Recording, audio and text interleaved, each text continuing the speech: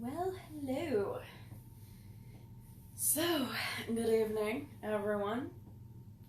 We are going to be reading chapters 10 and 11 of Everworld, Search for Senna. And also keep in mind, there is a trigger warning for all kinds of trauma for this book, this series, all of it. I did read this series myself when I was around 13, maybe 14. I don't think that the 12 plus advisory on these books is an incorrect one.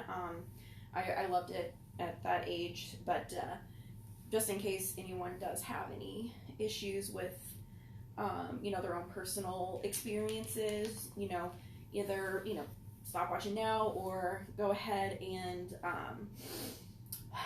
fortify, getting prepared for that. But, yes, so let us continue on. Chapter 10. I was shaking. I'd always hoped, assumed, believed I was brave, but I was shaking. I glanced left and saw April. She was crying. I couldn't see Christopher, but I did see Jaleel. His eyes were narrow, his lips pressed tight. Scared but not panicky. I shook myself, trying to get a grip on the wild images of terror my own imagination had called up to torture me. "This is my humble home," Loki said, waving a ham-sized hand around casually. "You've already met Fenrir, my son." He nodded in the direction of the wolf, who stood poised, ready, bristling with barely contained energy. I should have wondered how in the hell he had a son who was a wolf, but there was a long list of things to wonder about. "Eats? Drink?" Loki asked, mocking. I shook my head. No. I had a horrible moment of thinking Christopher might make some smart remark, but no one said anything. Loki leaned forward, bringing his face closer to us. His lips actually drew back in a snarl that would have been appropriate for his son. "Good. Then, if we have the necessary pleasantries out of the way, let me ask you. What have you done with the witch?" The blast of the sound knocked me back. It was a hammer. I hit my head hard on the floor, my ears rang. The wind of his voice, the heat of his rage was like opening a furnace door. Then I felt more than that. Suddenly Loki was no 10-foot man, but a towering monster that dwarfed the wolf Fenrir, reducing his foul-breathed son to chihuahua size. He reached down and grabbed me. Fay Ray in King Kong's grip. He held me helpless up to his gnashing mouth. This time his voice was gentle and sinister. "What have you done with my witch?" He could have swallowed me. He could have bitten my head off and chewed my skull. He was huge. I was helpless. I shook uncontrollably. Just shook if I was coming apart. "Speak up, mortal," Loki said, suddenly all sympathy and reasonableness. "I realize you have had a difficult day. It can't be very pleasant hanging from my wall, but I had to know whether you were mortal or some more significant foe in disguise. Only a mortal could have allowed himself to be hung in chains like a criminal, so now I know what you are. Do you hear me? Are you paying attention?" I nodded, but even that familiar gesture was jerky with trembling. Good. Good, Loki said. He reached over and set me back down alongside my shocked companions. I noticed Jaleel's eyes glanced down at my shorts. They were wet. Loki shrank back to his normal 10-foot dimension. Now that I have your attention, tell me, where is my witch?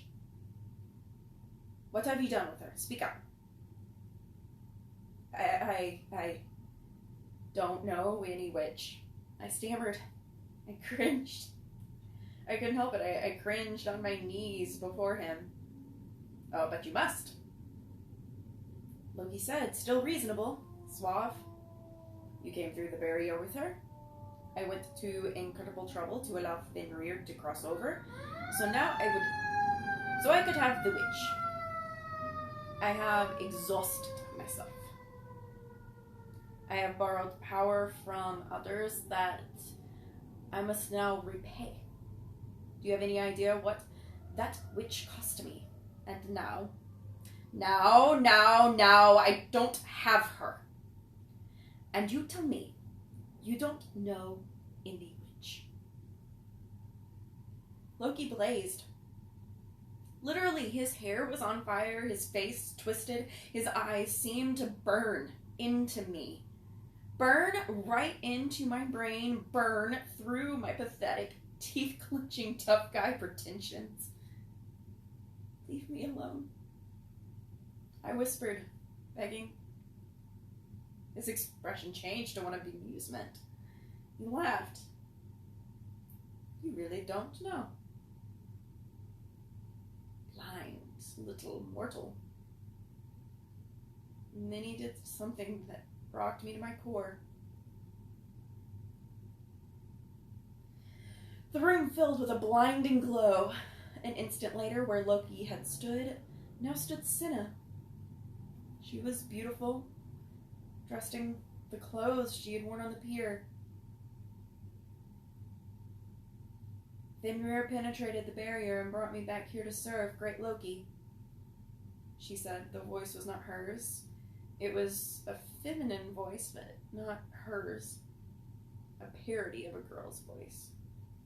I came through the void, but the four of you came through too. And now, in the confusion, the imbalance of that moment, I slipped from Fenrir's jaw and disappeared. Senna, who was not Senna, walked over to me. She stood very close. Her face. It was her face. Her eyes, her mouth. She touched me gently on my wounded nose. What have you done with me? She asked. And then she dug her nails into my nose and twisted. Ah! I yelled. I batted at her hand, turned my face away to break her grip. Leave him alone, April yelled. No one knows what happened to Senna. We didn't do anything to her. Loki became Loki again.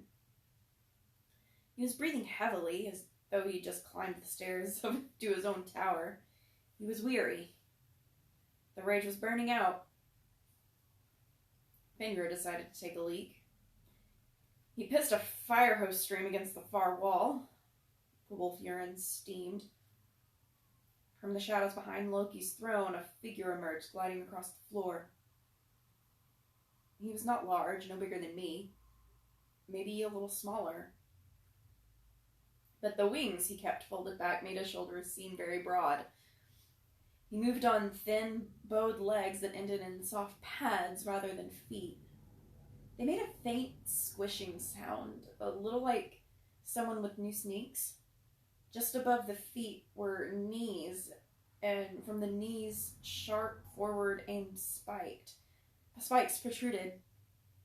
The head was round, dominated by two large, flat insect eyes. But the single thing that caught my attention was the mouth. It was almost human at its center, but 3 jointed, grasping claws ringed the mouth. The claws worked constantly, reaching, grabbing at nothing, and pulling in toward the mouth. Loki, for all his evil power, was clearly a creature of earth. Fenrir, a huge wolf, too. But this monster, this thing, was just as clearly not. Loki didn't look at the figure, but I could see he felt its presence. Loki's lip twitched into a sneer. "They know nothing," the winged insect said in a fluttery, whispery voice. "They have stolen my witch." "You have failed," the creature said without a trace of emotion. "You have not opened the door into your old world as you promised Ka-Anor you would." Loki turned to look at the creature. "I could have Fenrir chew you up and crap you out. That one filth." "You are a treacherous creature, Loki. Ka-Anor knows this. Ka-Anor will not be surprised if you kill me, but Ka-Anor will not be happy either. I will leave now and report to Ka-Anor. I think Ka-Anor will eat you." All this without any sense of fear or worry. The delicate alien creature seemed unconcerned by Loki, and he had no interest in us. Loki looked at the huge wolf and jerked his head ever so slightly. Fenrir lunged and snapped up the Hetwan. The Hetwan offered no resistance. He lay passively in the panting jaws. One of Fenrir's huge teeth was drawing yellow blood. Fenrir carried him to Loki. Loki twisted his head sideways to look right at the Hetwan's blank eyes. "You tell your Ka-Anor that I don't die easily." Loki threw out a hand, pointing at a tapestry embroidered with the red serpent pictured we'd seen earlier. "Do you see that? Do you know what it means, Hetwan? Odin, the All-Father, imprisoned me, bound by enchanted chains between massive rocks. And he created a snake to writhe above my upturned face, a snake that dribbled its venom into my eyes. The pain." Loki flinched at the memory and swept a hand over his face as if wiping something away. "It was agony. Day after day, year after year. Odin meant to lie me there in agony forever, for the crime of killing Baldur. But then the great change came. When the Everworld was born, in that cataclysm, I escaped. I lay in wait, and I found the time." Loki's voice was a whisper now. "And I found the way, and the weapon, and I seized the indestructible Odin. And now it is Odin who lies, writhing in torment." Loki's face was suffused with remembered pleasure. He savored the memory. Odin, One Eye, all-powerful Odin, is in my power now. I entertain myself, devising new tortures for him. Loki took a few deep breaths, shaking off the happy visions. He smiled at the Hetwan. "So you see, there's a moral to the story. One you should pass along to that alien interloper Ka-Anor. Loki is not easy to kill.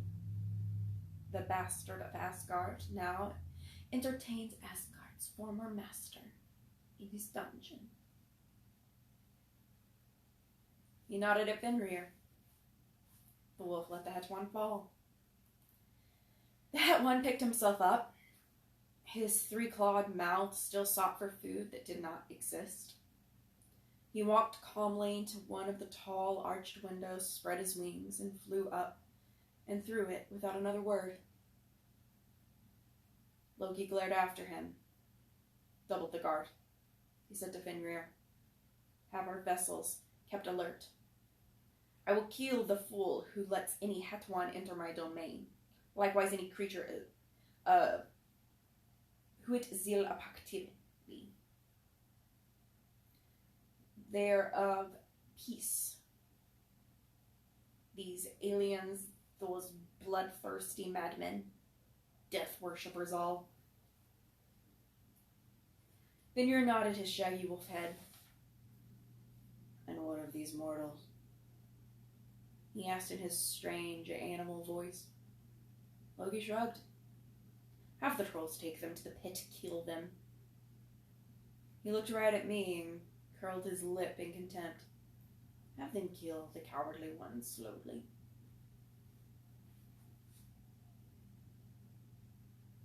We marched from the great hall away from Loki and Fenrir. I had to get up off my knees to move. I had to get up and walk with my own piss drenching my shorts. Christopher was behind me.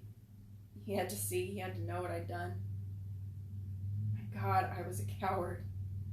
Loki was right, I was a coward. I was still shaking. I was glad, relieved to be away from Loki and his foul-smelling son, but terrified of what laid ahead. All my life I'd wondered, like every boy, like every man, maybe girls too, I don't know, but there has never been a male born who did not wonder whether he was brave. You hear stories. You read books about men who were brave when they had to be, men who had stood up against unbelievable odds. I'd failed. Not for the first time. Was it Loki who had opened my mind and looked at my secrets when we crossed over?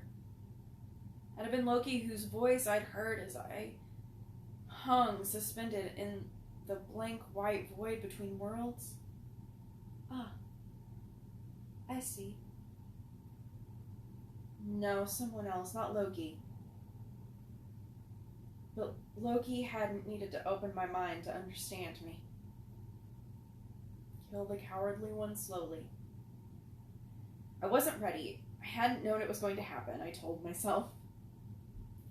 This isn't what I'd ever pictured. A war, maybe? Yes, I could be brave in a war. I thought about it many times, but this? My test had come and I wasn't ready. No excuses. Coward, coward. I'd wet myself like a little baby. I had cried. I would have begged if I had the chance. Oh my God, how could I be a coward? Now they'd kill me and it would almost be a relief. How could I ever tell my father what I'd done? I was in a haze, disconnected from what was happening, like it was happening to someone else. Some far distant person was being marched down that long stairway. Someone else, someone I didn't even know, was blinking in the sudden light of the courtyard. Someone else was meekly walking toward the pit. Not me. Not David Levin. Not me. That wasn't me shuffling along, head bowed, tears welling in my eyes, behind a swaggering troll. No, that wasn't me. No! I yelled. It happened in a flash. I lunged. My hand grabbed the sword hilt. My fingers closed around it, unfamiliar yet expected. I pulled. It was long. It seemed to take forever to draw it out of the troll's scabbard. Then there was a blade. Not glittering, but dull. There was a fine coating of powdery rust below the pommel. It was heavier than I thought it would be. The troll turned his brute face to me. Seeing the sword in my hand, he registered slow surprise. I held it awkwardly, pointing straight out, but with my wrists all wrong. I saw the sword point. I saw the troll's chest and neck and head. And in that awful moment of suspended time, some clockwork part of my brain, some cold, distant, untouched part of my brain told me the neck will be the most vulnerable. I thrust blindly, wildly, no art, no style, just a convulsive jerk forward. The iron blade entered the troll's neck and stopped. In sheer panic, I leaned into the sword, thrusting with all my weight, all my adrenaline-powered strength. The troll gaped at me, amazed. He reached up and touched the sword that now protruded through his neck, skewering him. A second troll began to draw his own sword. I yanked the sword from the troll's neck and swung it hard. My panicked, sweeping blow nearly decapitated April, but she was just short enough. The blade caught the sword arm of the second troll. The arm dropped, bloodless, to the ground. Still holding a sword, it stiffened. It became rock, like something hacked off a statue. "Run!" Christopher yelled. I hesitated, but only for a moment. The troll I'd stabbed was not bleeding from the gaping wound in his neck. The area of the wound was already stone, hard, lifeless.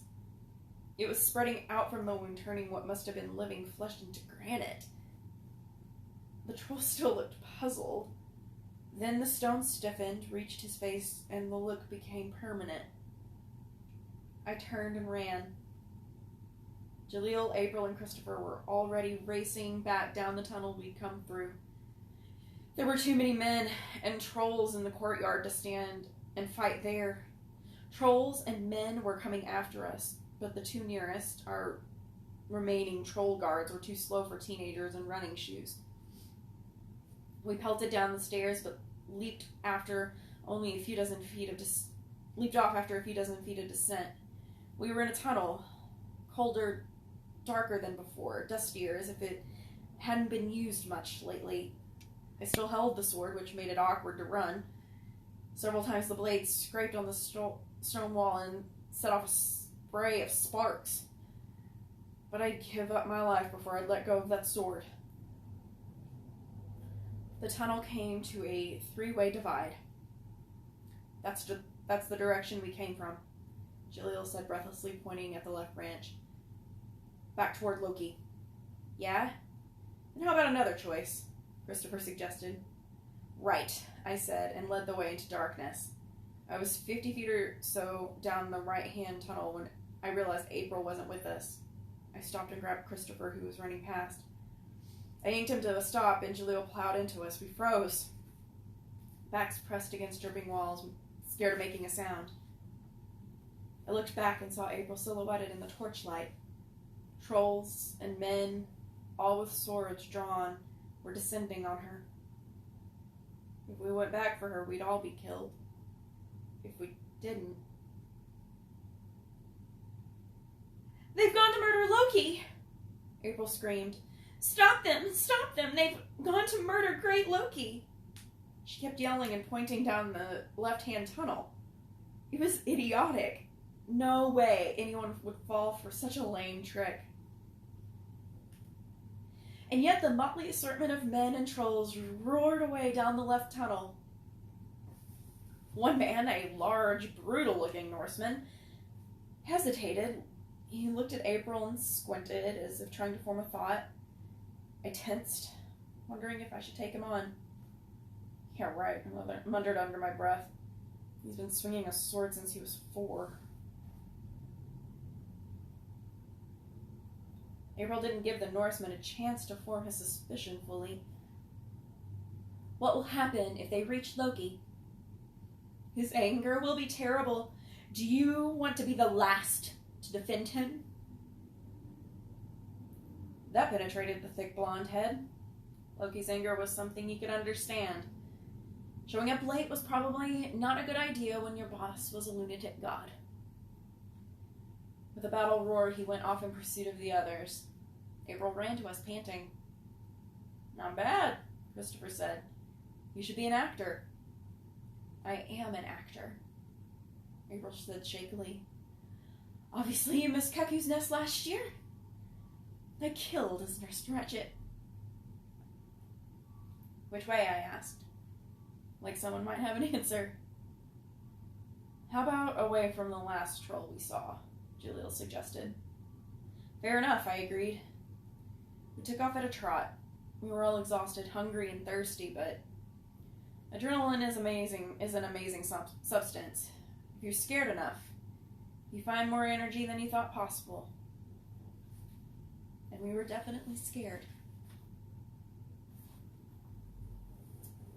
And that is the end of chapter 11.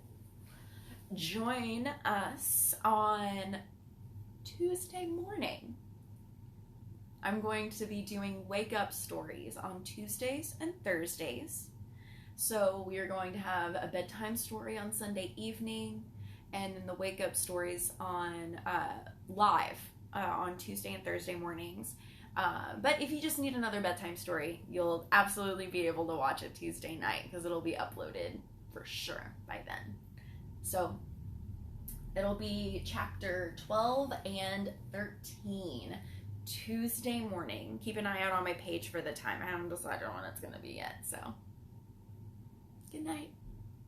Sweet dreams.